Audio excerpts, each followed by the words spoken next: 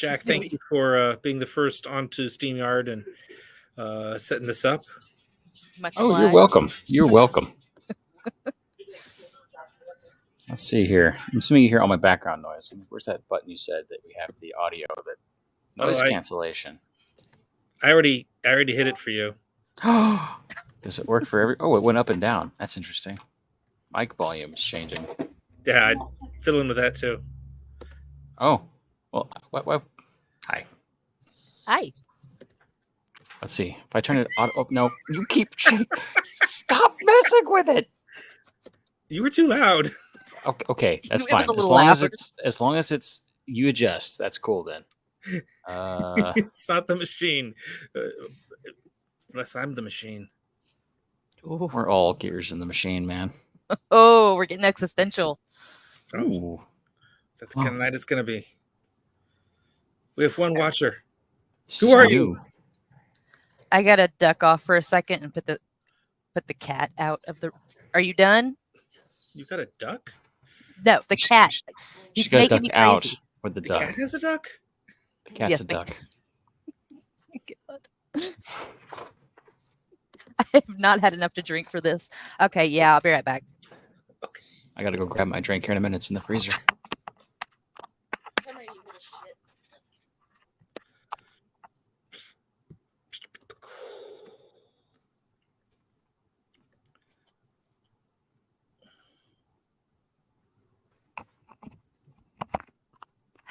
We're not doing that shot again anymore.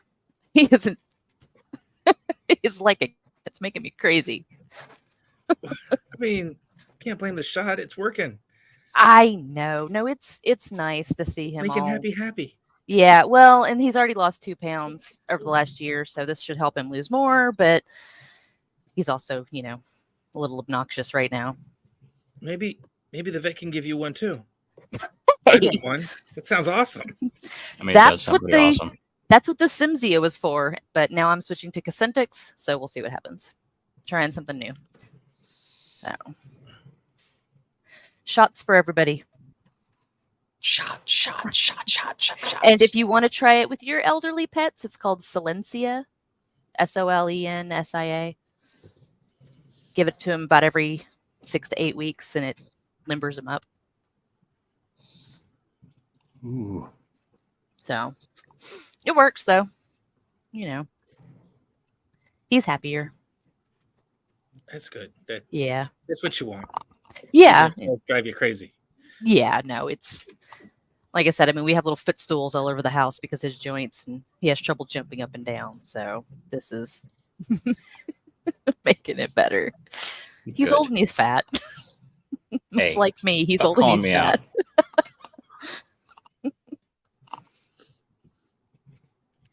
They have medicine for being old and fat? Yes. Why isn't this available to everybody? It's for cats and dogs. Sorry. All right, we good? We all here and awake and got all of our settings adjusted now? Maybe. We'll see. Let's see here. Can this work? Oh, it works. Sort of. Must have cut my hat off, though. It is, oh! There's Kitty. Sup, Kitty? Kitty! Oh, did you put up a background, Jack? I did. No. This is my library. Shut up. Behold my stuff. I hate you. Oh. I don't like those backgrounds though when people use them because when you move too much, it looks like you're apparating and disapparating all over the place. Yeah, especially if someone comes behind you. I could actually be actively apparating or have an apparating problem, like a disease, and you're just pointing it out. It's very disturbing. It is disturbing for the person who's halfway apparating all the time. Shut up. You need a proper green screen. I have to assume it would work better, but it would work a who little has better. that? I mean, I don't have the justification for dropping one completely. Like, it's $60-$70 for this stuff. And I'm like, $60-$70? I just need a green piece of fabric, but the green piece of fabric has gotten expensive because people use it for green screens. I mean, I was like, green felt shouldn't cost you that much at Joann Fabrics. Yeah, but you have a cat. You understand felt. Felt won't work. Belt will work once, and then it's just be like, well, can't do that anymore. So get a sheet and dye it green. 8 o'clock. Ready to go? 8:01 actually, but yes.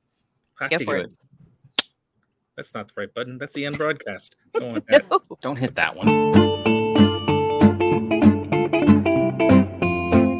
Texas Steampunk Connection coming to you live from various parts of Texas in our bunkers and airships and whatnot. I am Flavio as usual, and with me as always is Thax, the gentleman adventurer, and Jack from Steam Chest. And we have Master Bluestocking. Say hello, guys. Hey! So once again, we are here to talk, probably about steampunk, most likely, because that's what this is about. Thank you for listening to the Texas Steampunk Connection. Hey, everybody. Hello. You've reached the Texas Steampunk Connection. Again, it's Tuesday night, and we're ready to roll. Well, it is Tuesday night. Ready to kind of slouch across the ground, all sweaty and rained on. We're here. That's so not fair. You're getting rain. No, I'm not. We get to smell it. It smells of petrichor outside, but we don't actually get the rain. We're on the very edge. The very edge of it. I was wondering about that when I was looking at the storm there. Yeah, I was looking at the forecast. I'm like, I wonder if they're gonna. And did we just lose Jack? Get back here. I'm sorry. I'm trying to turn the background off. I don't know how. The buttons have moved. So yeah, I've seen headlines saying the Austin heat wave 45 days is finally broken. I'm like, yeah, but it's going back to our lowest tomorrow. Temperature hit 95 today. But you know what? That's still beautiful, and I would happily accept that right now. Yeah. Because we had that for 3 days last week, and it was perfect. It was so nice. How dare you complain? No, the temperature went down to the 90s for 3 days. Oh, yeah, and it was beautiful. It was perfect. Yeah. It may be cooler here, but like all my windows are fogged up. Yeah, I mean you'll have that. Yeah. Stop breathing so heavily. You'll be okay. Yeah. So this is the end of days. Mm-hmm. We've got fires right now in Canada and Greece. The hurricanes in California. Earthquakes in California, along and with hurricanes. Flooding. Yeah, the hurricanes. The entire east coast of China is underwater, and not just because of the torrential rains, but the government decided to open some dams to flood the neighboring cities around Beijing to protect the city. The casualties are, one can only guess. Yeah, I haven't actually heard about this, so I'll have to go look that up. But the world is going crazy. The apocalypse is pretty well nigh at this point, I think. So, But the stores have started getting the Halloween stuff in. So yes, they have. Good. It is so cool to see Halloween stuff in August. Yeah. I have pictures of Buc-ee's. Buc-ee's has aisles. I didn't realize I could go there and shop for. Yeah, actually, I don't go to what looks Buc-ee's, like fairly quality Halloween decor. It's not chintzy. You're paying out the nose for it, but it doesn't look chintzy. Yeah, no, everybody's got their Halloween stuff out. I have a West Elm credit card because that's where I got my couch last year, and so I on their email list, and yeah, they've already put out their Halloween. Everybody's putting out their Halloween stuff already. So we as a society decided that Halloween needed to happen earlier, and you know what? This is when businesses listened, consumerism listened, capitalism prevails. I've started getting reminders from Facebook of, hey, you remember last year when you posted all this Halloween stuff today? Okay. So apparently this is when it all starts coming out. Yeah. I started touring the stores last weekend. Spirit Halloween has opened up and started putting their stuff out. Michael's usually has good stuff. Michael's always has good Halloween stuff. Joanne does too. Yeah. They're loaded. Joanne is still... only speaking about where I am, but Joanne's had like half their stuff out. Okay, because they usually have like 3 or 4 up here. The one that we have up here has usually 3 or 4 good sized aisles full of stuff. So you guys still go out and shop? I haven't left the house in 5 years. For Halloween stuff? Yeah. No, I like to wander up and down. For the seasonal stuff, yeah, I like to wander up and down the aisles. And I mean, I would love to. Catalogs, and I'll order it, but like my little witches. But no, I just like to, especially in Michael's, because they have that whole section that's always the different seasonal stuff. And I just like to walk in there and just, that's why I have like 50 billion throw pillows, because of Michael's. No, Michael's has some awesome throw pillows. Like, I understand my mom's infatuation with throw pillows after going, after seeing quality throw pillows. My child has a throw pillow on his bed that is the Minecraft construction block. Nice. Where you go build all the stuff at. You need to send me wherever you got that, because Matt has reignited his Minecraft obsession. Amazon. Go look up Amazon and type in Amazon pillows, or not Amazon, like Minecraft pillows. Yeah, and one should pop up going a little square pillow, and it's the wood workstation. I can't come up with I will go look for it. Yeah, I need new Halloween pillows anyway, because I took a bunch of them up to my office to put in my chairs up there. So I need new ones for the house. Kitty says that Halloween is the second most spent on holiday of the year behind Christmas. Yeah, I can see it. Come on, people. We need to up our game. Well, here's what's impressive. Here is what's impressive. Second most expensive holiday, and people don't buy each other presents.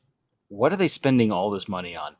Decorations, costumes. Is it those 12-foot skeletons that you can buy at Home Depot? Yes. There's not enough of those in the world to justify that cost yet.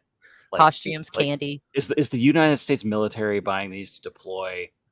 Maybe. Drop them from Black Hawk helicopters. We're buying ourselves presents. Yes, we're buying ourselves presents. Well, and I mean, like, I buy for trick or treating. I'll have we've talked about this before. I'll have a thing with canned wine for the grown-ups.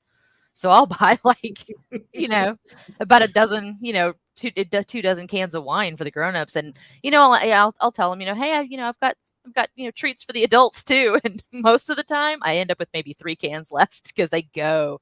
And I have bottled water too, in case anybody wants that. But yeah, the canned wine there was last year, the year before, where I could hear her crack it open as she's walking down my walkway to leave. Like, damn. So yeah, canned wine, super appreciated. And it's cheap. You can get it at Target, not very much. I need to find this canned wine you speak of. Does it have like a pop cap on it? Like something from like World War I, II, like emergency can? Like a soda. It's like a soda, babe. So Bluestocking, you know what you need? You know what you need? I figured it out. You need a bandolier of these things for your costume. Just grenade bandolier. They won't let me into Steampunk November with that. They wouldn't make any money off of booze. No. With as much money as I spend on booze out there, they're not going to let me in with my own. Come on. You have to rename it. You obviously smuggle can't it in just like everybody else. What you do is you put it where these are. You have to come up with some sort of librarian joke for these, but it's just like truth bombs or something. I'm a librarian in Texas. I think that's all the. So each one of those can be a condensed book of that's been I don't know. There's a way to work this where this could be like banned books or something. Condensed banned books, or maybe. What you have to do what you have to do. Emergency librarian upper or something. Deal with it. Well, see what Kitty, you stole it right out of my mouth. The 12-foot skeleton now has a ghost, a big plastic phantom with blinky lights. Seriously? Yep. And last year there was a second 12-foot skeleton with a pumpkin head. Okay. That's the one. Yeah, that's the one I want. I keep love talking. That I gotta help people real quick. Okay. And Lowe's has their own 12-foot skeleton. Yeah. This is funny. So there is at least one Facebook group for the Home Depot 12-foot skeleton. Yeah. And if you have a Lowe's 12-foot skeleton, they'll kick you out of that group. Oh my God. Yeah, the 12-foot skeleton kind of came out of nowhere and just really captured hearts all over the country. There's at least 2 of them in my neighborhood that are up all year long. Yeah, my sister-in-law, I think they weren't fast enough to get the 12-foot skeleton, so they got like a box of the 6-foot, like six-foot skeletons that they have scattered around their house instead. But my favorite is still the video of the guy with the 12 in the Mini driving his 12-foot skeleton home, and he's got the skeleton strapped to the top of the Mini with bungee cords on its back. I now have seen like one of those. What do they call that? Ground breaker, where the skeleton's like coming out of the ground. Seriously? So it's just like from the torso up, and he's already 6 feet tall. That's awesome.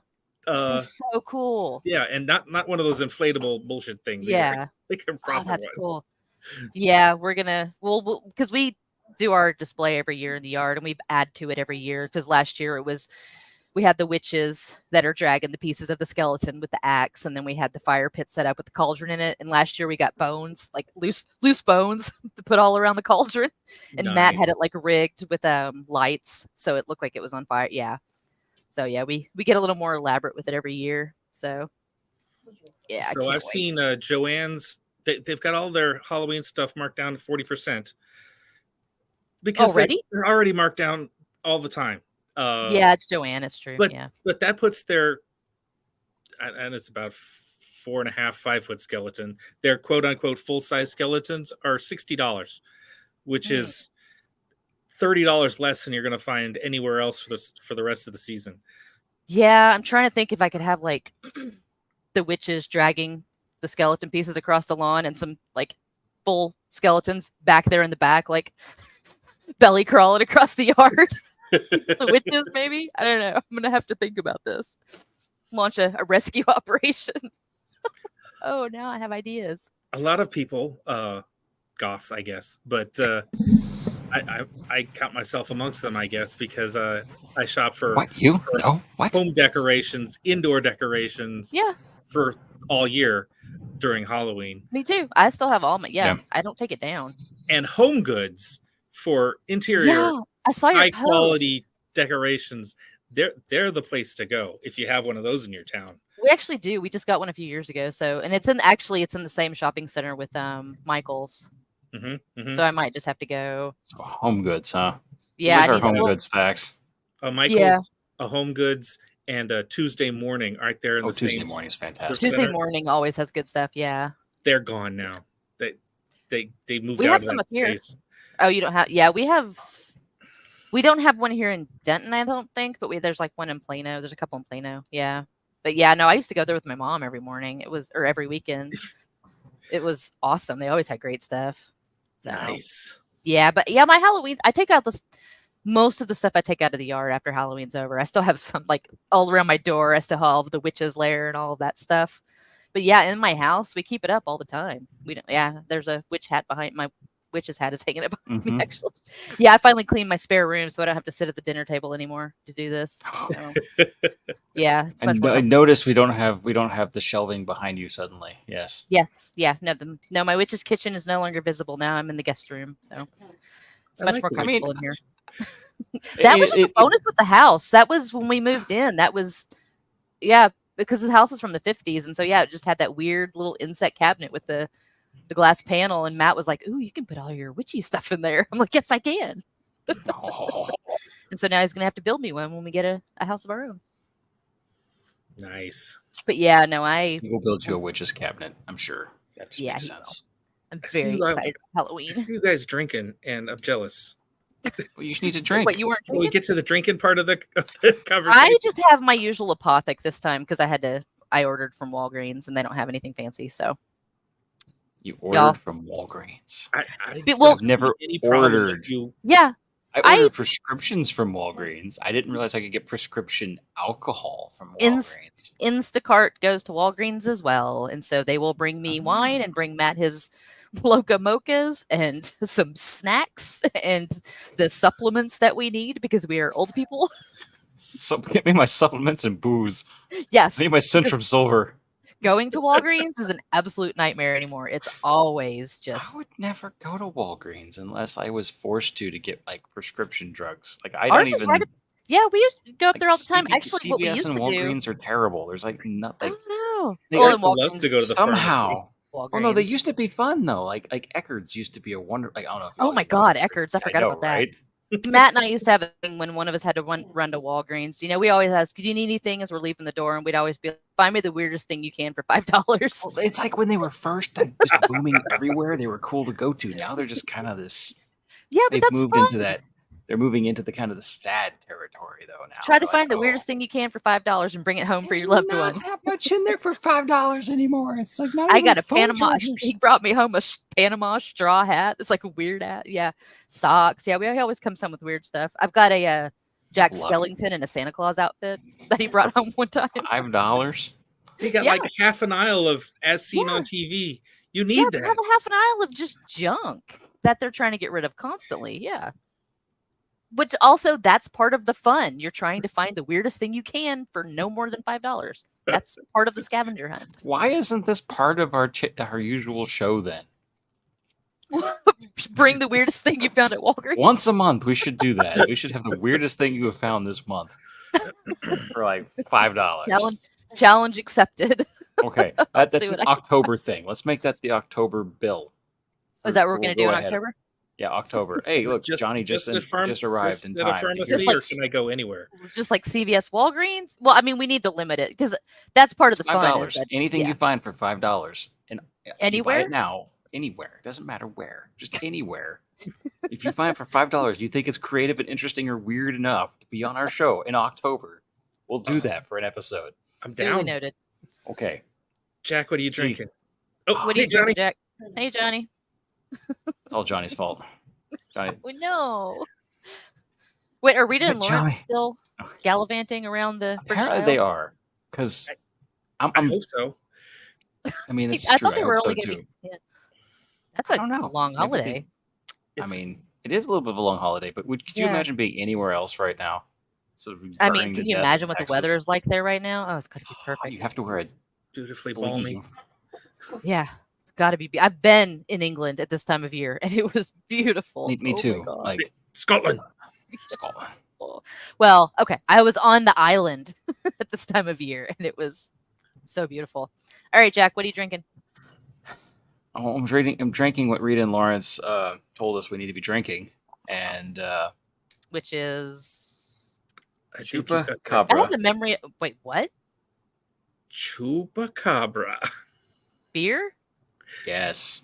So it is a barrel-aged stout with spiced rum, soaked oak, cinnamon, nutmeg, brown sugar, and coconut. That's a fall beer. Interestingly enough, I don't know about the coconut, but I don't really taste the nutmeg, oddly enough. So it doesn't have that kind of fall flavor like I was expecting.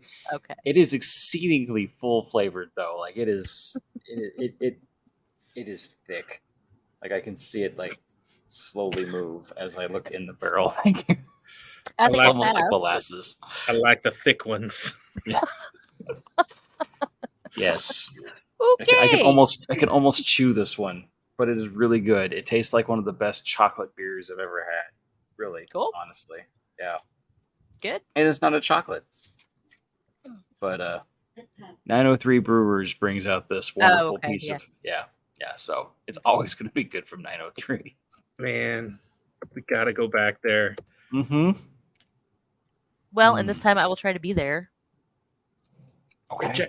Jack hasn't been either. You guys, we got to make a plan. I thought he was up there with you.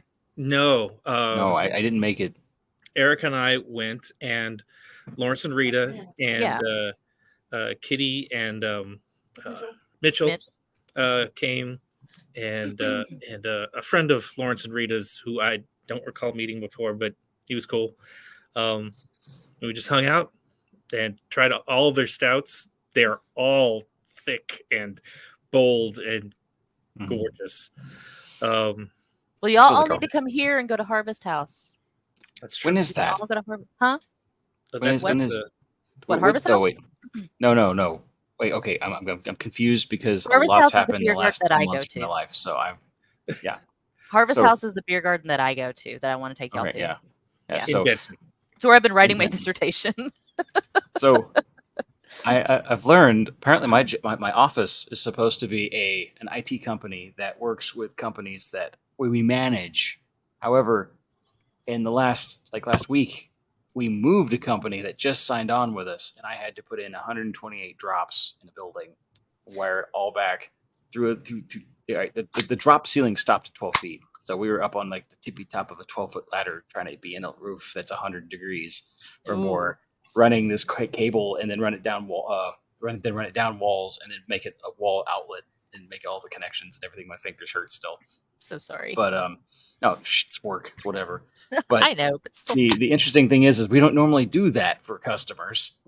However, apparently it's becoming another thing because we just had another business sign on in Dallas somewhere. So we might be doing the same thing with them in the near future. So, yeah, we may have to make a family trip. Come visit. Yes. Yep. And I'll give you guys appraised of that time frame. All right, Thax is sniffing his beer. What do you have? Yeah, what are you drinking, Thax? Okay, nothing. He's making a show over there. He's like, but I've been wanting to try this for a long time. And then I saw this video that apparently this is popular in Germany, among other places. And I know that Germans do not. They're serious about their beers. Am I right? Mm-hmm. There's like 50 different beers per little town in Germany. So I got a Lone Star. Okay. Very simple. No surprises there. We lost Bluestocking. I've got a cola. A cola. Wait, a cola? Not even a branded cola. Well, considering what I'm about to do, what I'm doing with it, I have mixed beer and cola. Oh. Now I've heard that this is popular summer drink, not only in Germany. Okay, I don't know what that was, but y'all just went away for like a minute. Yeah, you're back. You're back now. You went away. You lost internet. Yeah, our internet's been cycling in and out. Sorry. Let me catch you up on what Thax's brilliance is bringing here. Apparently, Germany has a thing, and he's going to show us this thing. He took a beer, a Lone Star beer. Okay. Yeah, but no, stay with me here. He took his beer. He poured it into the mug he's got here, right? My favorite mug. Then he took a non-branded Coke and poured it in there with it. What do you mean not like cola? Show him. Show her this thing. I don't even know where you get that. Best choice? That's store brand. Yeah, it's store brand. What did you pour that into your beer? I happen to be at the Mexican grocery near my house. Okay, so a Mexican grocer cola. Into guaranteed to have lead. It's a Lone Star. I'm joking. I'm just trying to figure out why. Apparently, it's pretty common everywhere, but in the United States. To pour Coke into your beer? Beer and Coke, summer drink. The kids love it. Well, tell us how it is. Okay, I never tried this before. I'm a little afraid, but here we go.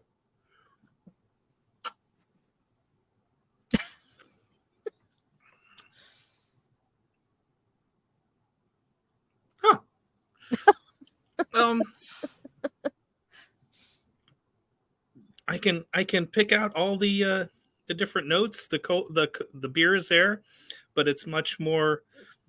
It's diluted, obviously. It's got a sweetness, and because the cola isn't as forward, I'm getting like cinnamon notes from it. Yeah, I can see why people drink this. It's low alcohol. I'm sure it's probably 2%, 2.5. And it's it's okay. It's not as fizzy as a cola would have been. Sort of, the CO2 gets knocked out of the mixing. But, okay, yeah. So I guess the question is this going to be entertaining for us to watch you drink for the next 30 minutes? As he struggles through it. It would be more entertaining if I hated it, I guess. I mean, I've had a michelada, but those are excellent, especially when it's really hot. They're so good. Oh yeah, I made micheladas at home. Oh, so good, so good. Yeah, I'd never had one until one of my advisors ordered one while we were working on an episode, and yeah, it was super tasty. Especially if they put all the garnishes in. Suddenly you now have an entire episode dedicated to them, right? No. The maybe librarians in the blooper reel, because there will be a blooper reel. Apparently, she's trying to get me to put one together, but I don't have the time. That should be last episode. When everything's turned in, you just play one more. Yeah. Well, what I'm going to do, because I have 10 official episodes left, And then the 2 after that will be about the defense. And then after that, I'm going to do 2 more, which are going to be the bloopers and all the stuff that I couldn't put in the actual dissertation, because it won't matter after that. So yeah. So yeah, no, we're going to do, there's going to be a total of 20 episodes when this whole thing is done. So okay. Yeah, well, we're getting. Are you still looking for voice actors? Yes, actually, because the episode I'm writing right now is I'm gonna need 8 people. Okay. Well, yeah. I'm gonna hijack Thax for this. We're both able to do it, so therefore you only got to find 6. I mean, if you want us again, you're willing. I know you've already used us once. No, there are some people that I use. Selena, my friend Selena, she gets used a lot because that woman should do audiobooks because she is amazing. But no, I'm going to put out a call again on Facebook and build up a little list of whoever wants to do it. So, yeah, absolutely. Like I said, that because it's I'm doing the next 2 sets of books. I've did 2 of them already for the first theme. I'm going to do 2 of them for this theme, and then they'll all be combined for the last. So yeah, I need 8 different people to read for me for the next episode. Oh, very nice. Yeah, it's going to be about libraries as state authority. So yeah, Ooh. They're going to be all authoritarian and, so. Will there be whips in order with that? Maybe. It reminds me that I saw an article. Xi Jinping has decided to rewrite all of Chinese history for teaching students in Chinese high schools and stuff. Kind of like America is trying to do with so very DeSantis, Florida. The same. Mm-hmm. Yeah, have you heard that? I can't remember which college it is. Florida, actually, it might be. I can't remember the university in Florida that they've completely decided that they've completely erased and deleted the multicultural gender studies major, which is interesting because nobody is forced to major in gender studies. It is a choice. And yet they still. Isn't it like this a is not a psychology requirement. Class? Huh? Isn't it like gender a psychology class? Gender studies is a major. It's a major. Well, yeah, but I mean, isn't it a psychology major? Or is it a biology? No, it's a major all on its own. I mean, it falls under humanities. Oh, that makes sense. At my school, at my school, it falls under arts and sciences, the College of Arts and Sciences. But my school actually so much fall under arts and sciences. Well, yeah, I mean, it's kind of a humanities is kind of but TWU, I don't know if they're going to keep requiring it for much longer, but TWU has always required a gender. Well, it was gender studies, and then they changed it to multicultural women's and gender studies. It's one class. It was a required course for everybody that was getting a bachelor's degree there. Not a big deal. 1 semester, no big deal. But now with everything that's happening, they might have to get rid of it. So I don't know. We already have to scrap our DEI initiatives, which is just bonkers. But, that's another. Yeah, working for a university in Texas has gotten very exciting in a way that I did not anticipate and did not want. I wanted to be a librarian. You'd be the last bastion of knowledge, I know. No, you can't take these books away. We thank you for your service. Yes, thank you for your service. I just wanted to be a librarian. The other day that was like different aisles of a library, and one was like science, and the books are so full, and then one was like arts, the books are full, and one says like it had like 3 or 4 more, and then it was like books allowed by the parents, and it's like 3 books on this like aisle that goes on for goes on to nowhere. Yep. So it is what it is. You can't remove everything. Your child's gonna have to learn something someday. Yeah. No. I mean, I don't know. I know TWU wasn't happy about the thing that happened that we talked about last time. They still have never said anything about it. This is something they did not want to do, and they were forced to because the government said so. Because we get money. What? I mean, we that's have where to. You get your money, and you just got to deal. Which, like I said, that's why I'm wondering if that class requirement is going to go away because of all this stuff that's happening. Yeah, but I don't know. Well, put it this way: at least it was that, and not a good old book burning in front of the library. Give it time. I know. I don't know. I feel like we'll Texas have a parade has important around things it. like the grid. It'll be like people holding flags, and it's going to look like a scene out of Indiana Jones with the wonderful fanfare. And I'm going to be I'm going to be live streaming to y'all like, oh my God, help me. From the window that's out looking over the yeah. All right, so yeah, speaking of libraries, have you seen like on the social medias the promotion for the Libby app? It's like, don't give your money to Spotify, download Libby and get your streaming books for free. Yeah, the library, part of the libraries get charged an unbelievable amount for ebooks. It should be criminal what libraries have to pay for ebooks. It's bonkers. Really? Yeah, no, it's horrible. It is horrible because it doesn't work the way people think it does, where it's not unlimited. A library pays for a certain amount of copies of an ebook. Yeah, so you can't like have 20 people reading the same ebook at the same time, and the price is ridiculous, and it's licensed. They have to keep re-upping these things. The same thing happens with our library because we have some e-textbooks and we have to it's the same way with electronic resources are bonkers. It's just they can get away with it because you used to pay $100 for this book. Now you're just paying $60 for a key that you can use only once. You can't share this book, so they're making even 100. Yeah. Oh no, Alexa's just re-upping for classes. She's getting back into my math textbook was over 100. Yeah, it's bonkers. I mean, I'm glad that we have these resources. It made college much easier, but and then there was those $400 books you had to get for accounting that you had to use for 2 years, and I thought that was a bargain because I got to use it for 2 years. And then what's funny about this is because tax law changed, and this was from November to January, because that's when all major changes to any type of tax code happens at freaking December 31st at midnight, because they can't make a decision up until literally the minute of the next year. And so they're all like, we stayed up till midnight coming up making these decisions. I'm like, oh, boo-hoo, you get to work 2 weeks out of the year and you make like $50 billion. That's how it works. Yeah, I'm sorry, I just didn't mean to get political. But anyway, I know. I try not to. I try to not. So save that for my own stuff. Is what you're saying here? This Libby app, which I downloaded, is just another way to soak the library system? No, I mean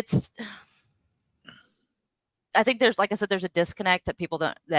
Which is, I mean, if you're not like in the middle of it, you don't necessarily get that. Ebooks are not cheaper than print books. Okay. And I think that's the disconnect for a lot of people, that they think ebooks are going to be cheaper, or that the library can just give, have as many as they want. They have a copy and they give as many as they want. They're just renting it out. Yeah, it doesn't work. You've got to look at it as you're checking out an audiobook. Essentially, it's kind of the same thing, where you look at the ebook as you're checking out a print copy. There's only a certain amount. They can only license a certain amount. But no, Libby is just another source to read your ebooks. That's all. Okay. Now, with that said, most libraries used Overdrive, but I think there was something wrong with Overdrive. I can't remember what, because I don't work for a public library. My library doesn't use those. Yeah, mine runs a little differently. Yeah, ours runs a little differently. But public libraries, I think there was a problem with Overdrive, because that's what a lot of them used to use. And then, but Libby is, I think we have Libby in our library, but I can't remember. I don't deal with those resources, so I'm. This is not your department. No, I mean, I deal with faculty publications, so yeah. Well, but no, I mean, it's just another e-reader. Yeah. Gotcha. Well, it was advertising. Now it's not their advertisement. It's just somebody reposting about like, what do they call it? I want to call it books on tape, but there's no tape anymore. It's it's audiobooks. But I can't find any audiobooks on Libby. So there is other ways you can do that. I have a friend or coworker that if you go to your local library, they usually have a way to hook you up where they have, like she said, licensed copies you can get on an app that usually feeds through them. Yeah, you just gotta talk to them. Yeah, just talk to your librarian. That's actually something I want to do, because for $10 for a subscription a year, that's what he's being charged for it through his library.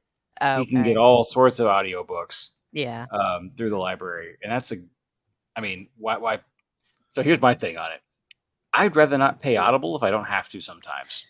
Yeah, I just kind of caved and. Well, here's the thing: with Audible, Easy. you do technically own it, but if something happens, every it's month. Gone. Yeah, but yeah, it's gone. I know. And I being know. the internet pirate that some of us might be, I can probably get around that, but it's a lot of work. Yeah, it's all ephemeral. I know, but yeah, there's a disconnect because most people wouldn't know about how library funding and purchasing works. I mean, you wouldn't expect anybody to. I didn't until I started doing this, and yeah, libraries get. Trying to think of a non-vulgar way to put this. Libraries get bent over a lot by publishers. Shafted. Yeah, there's a word for you. Audiobooks, ebooks, print books. It's bad. And they want to provide the best services they can for their patrons. But yeah, the ebooks especially, it is just bananas. And like I said, even for us at the academic library, textbooks, e-textbooks, it's bonkers. It's crazy. E-textbooks to me, I think are just literally criminal. But journals are the same way. The thing that I work with, that's true. Yeah, the things that I work with, the journals. One of the journals that I was, our library didn't have, and I needed a Journal of Post-Colonial Studies. Was $700 a year for a digital subscription. So, what's funny about some of that is I actually contacted a couple of scientists that wrote a paper on a certain subject that I wanted to know more about, and they gave it to me free. Yes, I didn't have to pay to go around the place where it was published. And I think a lot of people don't realize that can be a thing. That is why the paywall does not help them any. That's why I'm doing my dissertation on this, because people who write those papers don't get paid for them. The peer reviewers don't get paid for it. The journals get paid. So yes, if people who host them online get paid. If you want something and it's behind a paywall, just email the author, and I guarantee they can't not put the author. 99% of the time, they will send it to you. I had one send me a full book in PDF. Yeah, they will, because they're not getting anything out of it either. I mean, they get the site, and they want people to read their stuff. Yeah, they wrote it, and there's names all over it, and they're not getting paid for it, and they know they're not getting paid for it, but they want the information to get out there because that's what they're doing. They're trying to make the world a better place. So that's my entire job, is dealing with that. Oh, well. No, I do not mind. Once you're published, I guess that's one of the goals as the writer of these articles. Once it's published in these papers, I mean, you still own it, right? No. You don't own it? And you didn't get paid for it? No, the copyright is owned by the journal. Well, okay. If you're doing it through Taylor, one of the big... Also depends on who paid for the... for the knowledge to go through. Well, not necessarily. Even if the college funded it, if you publish it in one of the big 5 journals, they own the copyright. Unless you publish open access and it specifically says copyright authors. No, the journal. Or it wasn't a company that owned it at the end of it either. Well, because that's why I brought up in this last episode, I brought up one of the faculty members I was working with. He had an article that he wrote in 1992. And so it's not been digitized. I emailed the journal and said, hey, can we, deposit? He can make a scan for me. Can we deposit this? Or like, oh, you can only do the post print. The post print is what's done that you send back to the journal with all the corrections. Most authors don't have the post print for articles they wrote last year. He is not going to have a post print for an article he wrote 30 years ago. So that article's gone. It's never going to be on the internet. Ever. It's gone. It's a dead reference. Yeah. The fact that exists is a word in our language right now. What? Dead reference. Yeah. The fact that we have the ability to host the entirety of human knowledge, and our bureaucracy is yet again ruining the fact that there is knowledge out there that's been done. There has been science that has been had. There's been research that has been done, and we're going to have to redo it later because some person couldn't get... Yeah, because of that. Episode 6, Anxiety in the Archives. It just came out this weekend, and that's what I talk about. The whole thing is about that. About stuff that nobody can get to because it's behind a paywall or it just hasn't been digitized, but the journals won't let us put it out there. And I found out that, yes, they do. Some of the big publishers do have bots that crawl through university repositories looking to make sure that there's nothing that's been posted that's copyrighted. So, funny enough about that. I just went through 745 faculty publications in our repository to make sure that there was nothing there that shouldn't be there. And there was a few things. Yeah. If you want to hide that stuff, there's a way to do it. I'm just saying it's a weird gatekeepy. Yeah, it is. It is. I dumb. like where you're going with that, Jack. I like it very much. This as is an, why as an IT professional, there's a way to keep those little spider crawlers from getting in there.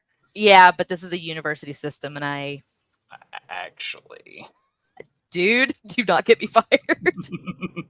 Let me work around the system, and we'll take this offline and get. There's this thing called the USB stick. It's wonderful. It's a really low. I'm just saying, if you find an article, low tech a device. reference, and because I had to do this with the paper I wrote a few years ago, it wasn't anywhere online, so I just emailed the author. I'm like, I'm writing this paper about Michael Moorcock and Warlord of the Air, and you wrote this, and I can't find it. He's like, here you go. Can I read your paper when you're done? Exactly. So excited. No, that is awesome if you can get that. That in itself. Academics want people to read their stuff. Is what I'm saying. So the journals make it hard. Actually, with that said, that gives me an idea. Is there anything that keeps someone like you and us, all three of us, doing a thing where if you do find something like that, and there's no other reference online, and there's no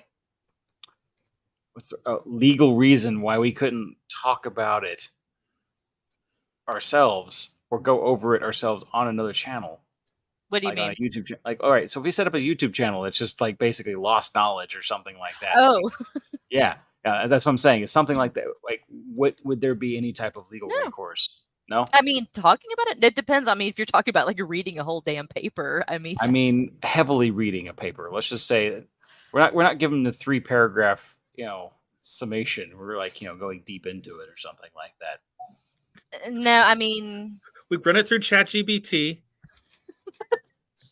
and now it's not the original work, and we throw it out there. Oh yeah, that can be done. I mean, honestly, I'm that's just lazy easy. There's all sorts of ways to get around things, and like I said, that's why I always encourage my scholars, if there's something that you need, encourage my students to just email the author, because they want their stuff to be read, and the authors have open access journals have people think bad things about them. They think they're not legitimate. They're bad. They're predatory, whatever. So they publish in the big journals because they have to, because if you want tenure, you have to be published. That's just how it works. You have to have citations. You have to show that people are reading your work. So you have to do it in the big journals, because people like the dude that have been pooping on in my podcast, Jeffrey Beal. He doesn't like open access, and he thinks he thinks open access should never even be considered for tenure. That if someone publishes in an open access journal, they shouldn't be considered for tenure, or that they shouldn't be allowed to count that. Wow, straight up, huh? Yep. Just thrown out. Yeah, because I just wanted to go back to school. I didn't expect to turn this into a crusade, but here we are. No, actually, I just wanted a degree. You say that every time I go back or help someone go through college or I get into it, we had to go on a crusade for our own reasons to get Lex back in college, and it's terrible. The financial stuff we have to go through. Yeah, it sucks. And yeah, and it doesn't matter. The more we learn, I'm actually tutoring a gentleman as well in his master's degree, and the crusade we're going through with all of that noise, and it's bonkers. I don't know. Yeah, here we are. We'll have crusade. We'll travel. Yep. Well, if she needs any help with anything, just send her over to me. I'll do my best. Okay. Yeah, I'm good at finding articles and books where nobody else can. So Bluestocking says she'll help you with anything you need help on. As far as books and articles and things like that. Bluestocking, do my homework. No. Oh, no. I could barely do my own. Yeah, no, it's just, and I know we ran off the rails, and this has nothing to do with steampunk, but it's just. I disagree. I think this has everything to do with steampunk, because steampunk is a literary genre, and that's why I wanted to talk about Libby, and I like where this is going. It sucks because, and the problem is, especially with, again, that dude that I've been dealing with, because a lot of his complaints have to do with journals that are coming out of the global south. Mm-hmm. The global south? India. The global south. North Africa, South Africa, the global south. Places that are not the Western world. Florida. Okay. Yeah.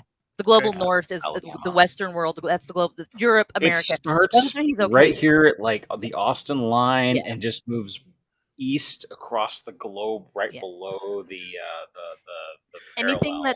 Anything that doesn't come out of a Western country, it's what he has a problem with, and he considers them to be bad just because their English on the site, their site might be a little off. Oh, yeah. They don't know proper HTML because they haven't been updated to the newest. Oh well, no, and I talk about in this last episode. Some of his, and I've been reading his stuff more in depth lately. He compares open access to colonialism. Oh, he says that it's open access trying to colonize scholarly publisher or traditional publishing. Yeah, when I read that. Yes, exactly right. It's exactly the opposite. Which is why I said that a middle-aged white male librarian just compared a movement to disseminate knowledge to everyone as colonialism. Yes. Yeah, it was gross. And he also compared some universities have mandates where they ask their scholars, hey, if you've published something, could you also deposit a version into our repository? Doesn't matter which version, published, preprint, postprint, whatever, just something. He's called that tantamount to academic slavery. So you're telling me that if I decided to make an underground library, that I could piss this guy off? Oh, only if he knew about it. I mean, how could we not let him know of it? Because he'll be able to have access to it like everybody else. My greatest wish is that he will find out about my podcast and he will write a nasty article about me before I get to the conclusion. And then suddenly you're going to be that big. Will be like goals, man. That will be like winning right there. So what do we have to do to push this? It will be ugly, and it will be an ad hominem attack full of the way I talk and the way I look, and it won't he'll be straight up just be like, hey, look at this. There's this girl named Bluestocking making fun of me online, and it's terrible. I want it. I want it so bad. I will frame it. I will print it and frame it and hang it up on my wall. Oh no, I understand. You know, I understand. I keep checking Twitter to see if he's blocked me yet. Because I mentioned you have a Twitter feed. Nice. Yeah, I know, because I mentioned in the episode that we went through that script with a fine-tooth comb to make sure that there's nothing that I can be sued for. We were very, very, very careful about what I said, and so I do mention that everything I know about him I got from his articles and his Twitter feed. So that's why I've been checking Twitter to see if he blocks me. So what you do is you start a new Twitter account. You consistently link yourself to him saying, hey, have you seen this? That's why I've been trying to think of a surreptitious way, but there's no way that it could happen, that it would not come back to me. 3 or 4 fake accounts that you have running for a couple of months. Just say, hey, this person's making fun of you. You should look into this. It needs to be totally organic. And I know that's organic. But I'll do it for you. That would be considered organic. The chances organic. of him finding out are not terrible. I know the man has to search his own name on the internet constantly. He's one of those people. I agree. There's no need to make a bunch of sock puppets to make this happen. Yeah. If he really cares, he'll find it. But I mean, he's the man that defends Lauren Boebert constantly on Twitter. He's white knighting Lauren Boebert just constantly. Yeah. And he's also one of those pedants that likes to correct people's grammar. If someone forgets an apostrophe, they do a Y-O-U-R instead of Y-O-U-R-E. He'll correct them. Oh, I'm sorry. Apparently, I'm third world over here because I forgot the Oxford comma. It makes me bonkers. So I let loose with as many barrels as I could with the last episode but like I said, we were real careful. We made sure that there was nothing in there that's, I tried to be I used his own words. Yeah. Don't do that. You don't use a man's own words against him. I use his own words. They're damning. Hey, you know what? He wants to compare things. He wants to bring up George Soros and all of this. One of the biggest anti-Semitic dog whistles you can bring up in anything. Yeah. I'm going to call it out. Let him bury himself. That's the way to do it. So, a man can bury himself in his own words faster than anybody else can. Yeah. Trust me, I know. Yeah. The world of academic publishing is bloodier than people might think. Interesting. It is. It's weird. And I did not know any of this when all of it started. I thought I was going to be a public librarian. And then I started working at the university librarian. And suddenly you didn't realize your strategic command for an underground librarian movement. Working and here we to undermine the government against, knowledge walls. Life is weird. Yep. Especially when people don't want everyone to have open and accessible information. I don't know. So, I mean, don't we live in the future? This is supposed to be that sci-fi future we were talking about in the 90s where... Like Fahrenheit 451? I mean, there's book burning in the future. I mean, I will admit that I have sci-fi not read that book, and I have not watched the movie, and I feel terrible saying this out loud, but I read the book in high school. It was a long time ago. I know there was a that HBO or Cinemax, one of them did a new movie a few years ago with Michael B. Jordan, I think. Yeah, so there's a newer. Oh, and also we ran off the rails here, but did y'all? I don't know how I didn't know about Around the World in 80 Days with David Tennant. Did y'all know about that? Recent, talk about that? No, it's 2021. What? Well, that's recent. Ago. Yeah, recent. Well, I didn't know. Recent. I didn't know. COVID really messed up a lot of things. So like, it's wonderful. I've watched the first 5 episodes. It's so good. Really? Oh my god, it is. Yes, I mean it's an adaptation. It's not like super faithful, but it's David Tennant as Phileas Fogg. David Tennant. That's all you got to say. To a lot of people, it's David Tennant. I will admit, I don't know him as a doctor. I just know him as Marty a couple other people. Yeah. No, I first knew him as the doctor, from what's that? No. Phineas Fogg in Around the World in 80 Days was a very boring, stuffy, stupid character. I remember. I've read it. This needs to be developed. Yes, so it is so exciting. It was a great short story that needed more information. It's I'm happy to hear that someone took it. Yeah, it's really good. It was a BBC production, but I did the 7-day Amazon trial for PBS because that's how our Amazon was showing it. So I guess it was shown on PBS at some point. But yeah, 8 episodes. I've watched the first 5, but they introduced a female character. She's Letitia Fix. She's a journalist who's traveling with him, and then he's got his valet Passepartout, and they're traveling around. And it's so good. It is funny and it's sharp, and the scenery is gorgeous. Yeah. Interesting. Yeah, so highly recommend. I mean, like I said, you mean to tell me you're paying for public broadcasting television through Amazon? Yes, because that should be free. Yeah, probably, but again, not a perfect world, and it's just easier that way. We just keep coming back to this, don't we? Staying a steampunk is kind of hard in this current world. It really is. Speaking of Fahrenheit 451 and audiobooks you can get for free. YouTube, it's got it. That's how Matt does. My husband does a lot of them. He'll listen to audiobooks through YouTube. Yeah, if he can't find it there, then he'll go to Audible. But yeah, he does a lot of them that way. If it's an older book and well known, probably going to be on YouTube. Yeah. Or if it's not well known, it's probably going to be on there too. Also, podcasts. There's audio. There's books that have been done as podcast episodes. Yeah, like Frankenstein. I think a whole bunch of them. There's a way to get around a lot of stuff.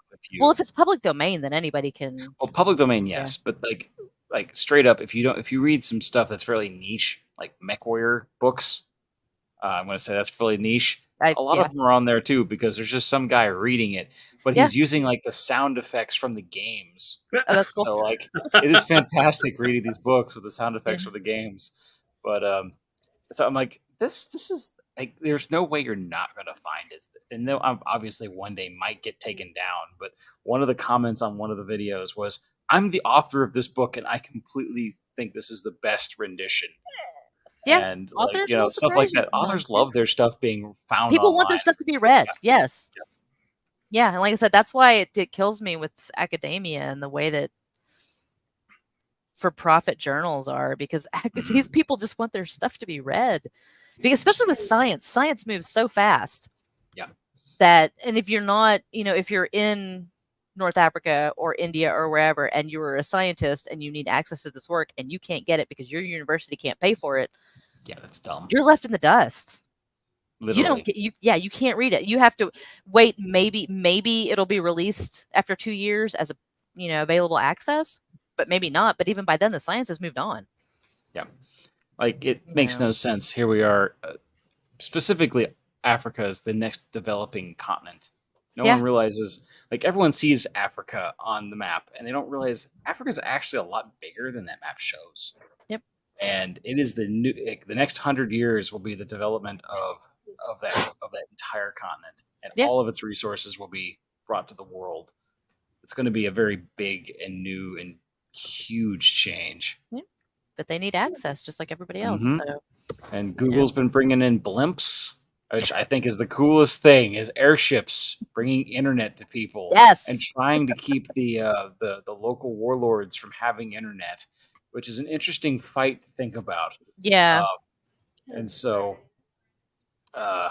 that's been a very interesting thing to be reading about for the last 10 years of my life. Like, warfare against what? What is this? Isn't even something that was like foreseen in any type of sci-fi. We're fighting warlords with internet to keep them from getting on the internet. No, I mean, no, I can see it, but yeah, no, it's weird. It's a weird world that I immersed myself in, and I didn't see it coming. I didn't have a choice of when I was born either. Let me tell you. No, I mean, like I said, when I started college, I wanted to be a public librarian, and now I'm creating. You thought you were going to be like a Miss Frizzle kind of character. You didn't realize you were going to be so combat oriented towards your towards your foe. Weaponized books. Ooh, you monster. Books are knowledge weaponized. When you start handing out little pamphlets and books to kids when you walk by them, and you notice their parents are like a certain way. Yeah. Take them to Steampunk November. Speaking of which, dates are finally up for Steampunk November. Very excited. I think I've seen people already buying tickets. Yeah, I need to go in and get ours because Shannon she checked, and she does have Emory that weekend. So yes, we will all be out there. Yep. So, we do need to get that kind of planned. Emory wants to start working on her costume now, please. Okay. So just so you know, to do it. All the Halloween stuff is here. She got too tall for the dress. The thing that she was wearing at the Galveston Steampunk Festival, that little dress. I think she's too tall for it already. Oh, Cody shot up like 5 inches. He's freaking tall now. Yeah. Got to get her something else. So yeah, we're gonna do some thrift storing to find some stuff for the festival and get her all decked out. So awesome. Well, with that said, are you guys going to drive down, or are you all going to stay in our hotel room? For Steampunk November? Yeah. No, I mean, it's not that far. It's like an hour and a half away from us. So you should have a hotel room. I will talk to Mr. Davis and see what he wants to do.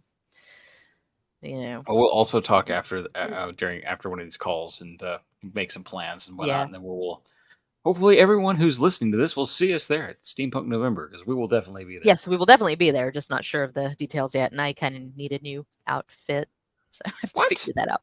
What? I need a new outfit. I mean, okay, but geez, your last one's pretty good. You just keep adding to it. Yeah, but everybody's seen it. How Victorian of you. My trunk full of Worth dresses that you can't wear for at least 2 years, because that would be vulgar. I'm sorry, I just got off a job. I have to continue. I just stole a train. I can't change clothes. The corset that I got from Kitty is still fine, but I need, You need to buy another one from Kitty, because she just got back. I know. From Vietnam. So actually, I keep trying to make a date with Kitty, and I'm always too busy, and so... She's up here. I should be seeing her more than I do, and I haven't seen her at all this year. So. My brother-in-law is about to try the beer and Coke thing. Ugh. Ooh, I still don't know about that. Let's hold our breath. I'm just waiting for him to spit it out. just spittle hits him in the face. Yeah. I should, just for fun. But honestly, what do you think? Coffee beer is better. Coffee beer is better. Well, he is not wrong. He's not wrong. But the fact is that this is a contender is a big weirdo for me. It's interesting. I've never heard next of time that, when Thax tries splitting it with Sprite. It's like I said, this is going to become Thax's weird beer corner. Hey! This is not. Dude, did that come from his toes? Wow, that was impressive. Kudos, sir. We applaud you. Well, every fall and winter, I bring out the hot Dr. Pepper. Even I don't burp like that, and I burp pretty good. Well, we have reached 9 o'clock. We have, and it was me bitching for half an hour about. Oh, I've really enjoyed this. Listen to the angry librarian as on our channel. Underground librarian stuff. I think that's super cool. In fact, I've been sitting on this novella that somebody wrote back in the deep dark recesses of history that she has given me permission to share, but I've just been sitting on it because I'm not really sure in what context I should share it. Okay. But I'm going to push it out on Patreon tonight or tomorrow. It's called Airships and Angels. Okay. It was an awesome story that it was part of her senior project. For 2 nights, you would go down to UT in this little sitting room where they would serve tea and read you the novel. Oh wow! Okay. Oh wow! And with illustrations and stuff, and it was a lot of fun. But I mean, just on its own, it is a great little story. And I will. I'm going to put it on Patreon for all our patrons to check out. If you'd like to become a patron, we'd very much appreciate it. Yes, we will. And among other tidbits, you'll get to get a copy of this novel in PDF. Cool. Very cool. Since you guys mentioned writers want to be read, I guess I better get it out there. It's not published, and she's just happy to have people have it. So spread this thing around. Cool. I think that's great. Let's do it. All right, now I'm going to tell you all about our patrons and who's keeping the lights on here. Texas Steampunk Connection is supported in part by J.R. Seegers, A School for the Great Game. Edwardian Elizabeth Bancroft resents being sent to a finishing school in India. The college is, in fact, the British India School for Spies, teaching the family business of martial arts and espionage and the mystic arts of Tibet. School for the Great Game is the first in a Steampunk Raj series available on Amazon. I believe they have their second novel out now, too. We're also supported by Fair Treasures. Fair Treasures has a selection of Texas-made female-presenting costumes and accessories for steampunk and Renaissance wear, one-of-a-kind imported jewelry. You can shop Fair Treasures at fairtreasures.com. That's fair with an E. Or on Etsy. Kitty just came back from Thailand, where she gets her materials. And, so awesome. So that had to be a great trip. So she should be ready to have her team of seamsters making your next costume. We also want to thank our individual patrons, Jenny and Ryan Shaver out there helping us out, and the certified aeronaut Natalie McTavish, and a generous grant from the crew of the Airship Hot Dog, Rita and Hello, the Airship Hot Dog. And we missed them again. They were gone for the second time. I know. I assume they are still out there. They'll bring us good pictures and wonderful stories of beer and alcohol. And, cooler weather. Bring it back with you, please. Yes. Is there anything else? Duffel. Just take it on the plane with you. It's fine. It'll clear customs. Anything else to add? Well, okay. I'm going to hand it over to Flavio to take us out. So, once again, thank you for listening. You can find us again on Facebook at Texas Steampunk Connection for any comments, questions, suggestions. If you know of something happening steampunk that's happening soon, we can put it on our calendar, on our Patreon, as well as the list of over 100 comics and graphic novels, steampunk and Weird West related. You can also email us at texassteampunkconnection@gmail.com. And we're a streaming podcast, texassteampunkconnection.podbean.com. And if you lose it on Facebook and you want to watch a rerun of this show at any point in time on YouTube, you can go find them on Steam Chest. And although we've made many, many jokes about Twitter, you can look for us at TX Steam Connect 1 on Twitter. I never use it. I never look at it. I don't know. I don't understand Twitter. Once again, thank you very much. And until next time, mind your gauges.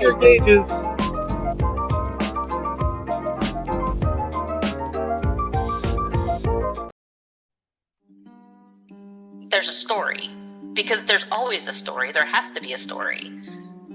you know, and I'm talking about libraries, so I can't not tell a story because they mean too much to me. Libraries are filled with an infinity of stories, and a fair few stories have been written about libraries. These fictional stories often focus on the mysteries that libraries and archives have hidden away, and only a select few are allowed to access these mysteries.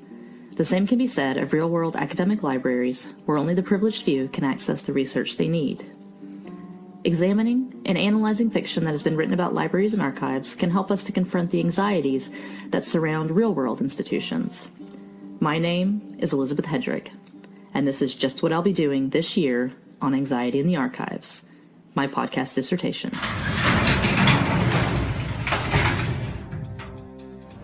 Over the course of the show, we'll discuss social and cultural anxieties around libraries and archives, and we'll learn some truths about access and privilege.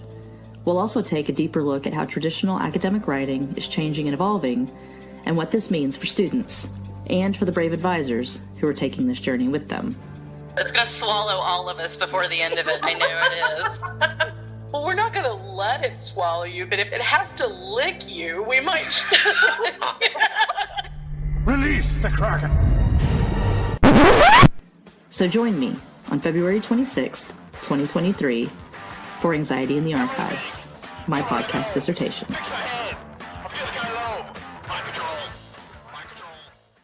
It is so good.